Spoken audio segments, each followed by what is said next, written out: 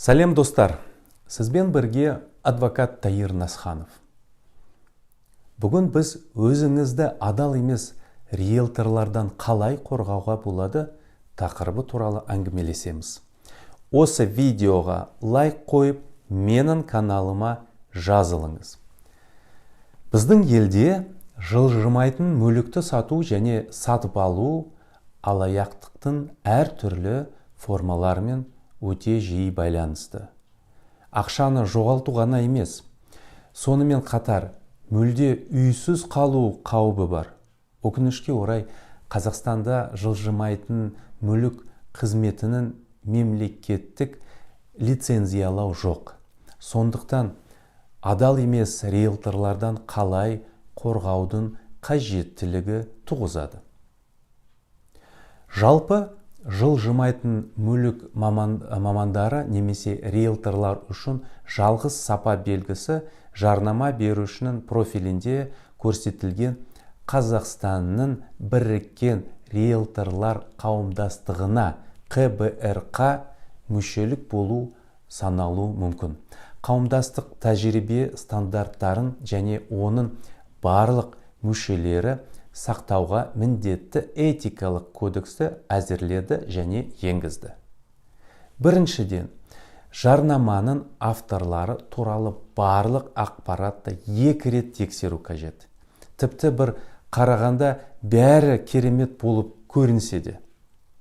Риэлторлардың өзі жұмыс істейтін агенттіктің атауын сұраңыз.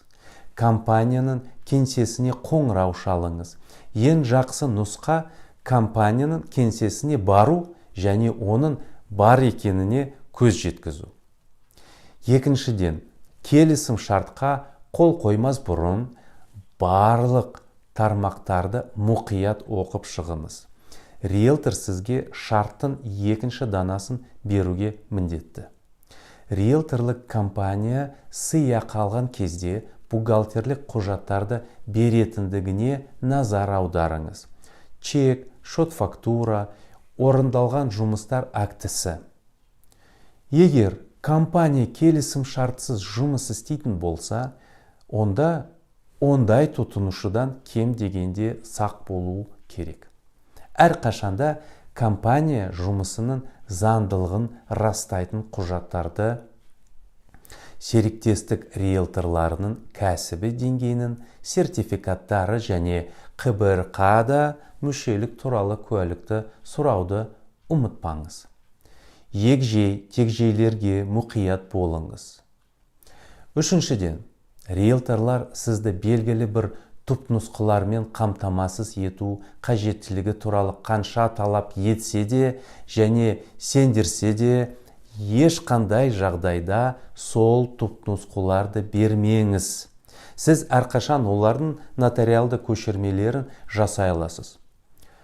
Құжат сол заңдық күшке ие болады.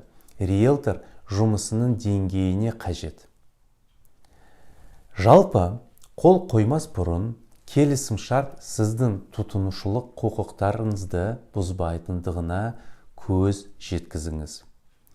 Көбіне жылжымайтын мүлік қызметтерін көрсету туралы келісімге қол қою кезінде сіз жылжымайтын мүлікке құжаттардың түпнұсқаларын өз риэлторыңызға беруге міндеттейтін тармақ белгіленеді. Осындай тармақты қамтитын келісімге қол қоюдан аулақ болыңыз. Бұл жылжымайтын мүлік компаниясы сіздің басқа компанияға кетуіңізге кедергі келтіріп, риэлтордың кез келген басқа шарттарын орындауға мәжбүр ете алатындығын білдіреді. Келісім шартта осындай тармақтың болу қажет болған жағдайда басқа риэлторды немесе компанияны таңдау мүмкіндігінен айырыласыз. Алдаудың тағы бір тәсілі риэлтор жасамаған қызметтерін алдағы жұмысы үшін алдын ала төлем алу. Аванс беруді талап еткендер мен келісім шарт жасаудан аулақ болыңыз. Аванстық төлем жасағаннан кейін сіз тұтынушының құқықтары бұзылуы жағдайын туғызасыз. Сонымен санамалап айтсақ, ұсынылған риэлторды немесе риэлтор агенттігін таңдауға тырысыңыз. Шартқа қол қоймас бұрын оны мұқият оқып шығыңыз. Немесе адвокаттың қосымша кеңес алыңыз. Жылжымайтын мүлікті сатып алмас бұрын барлық құжаттарды мұқият тексеріп алыңыз. Төл құжат деректерін тексеріңіз.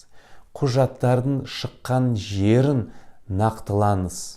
Осы тұрғын үйге құқықты тіркеу туралы барлық куәліктерді, сыйға тарту келісімдерін, сатып алу, айырбастау, мұрагерлік куәліктерін, сот шешімдері және тағы басқа нақтылап қараңыз.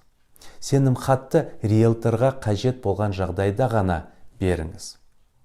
Сіздің атыңыздан риэлторлар немесе басқа үшінші тұлғалар сіздің мүлкіңізге билік ету туралы сенімхатқа қол қоймаңыз. Меншік құжаттарыңыздың түпнұсқаларын ешқашан бермеңіз. Клиент пен риэлтор арасындағы қатынастар тұтынушылар құқығын қорғау туралы заңмен, азаматтық кодекспен және шарттың өзімен реттеледі. Сондықтан, егер сіз алданған болсаңыз, сізде тұтынушылардың құқықтарын қорғау кеңесіне, ішкі істер органдарына немесе прокуратураға шағым жібере аласыз. КБРК-ға шағым жіберіп, оларға адал емес риэлтор бар екенін хабарлаңыз. Бірақ компания немесе жеке тұлға КБРК мүшесі ретінде тіркелген жағдайда ғана. Адал емес риэлтор туралы хабарлау үшін Атамекен Қазақстан Республикасы ұлттық кәсіпкерлер палатасына шағым жіберіңіз. Егер жоғарыда аталған әрекеттердің барлығы көмектеспесе, онда сотқа жүгіну керек. Сізбен бірге адвокат Тайыр Насханов болды. Бүгін біз өзіңізді адал емес риэлторлардан қалай қорғауға тақырыбы туралы әңгімелестік.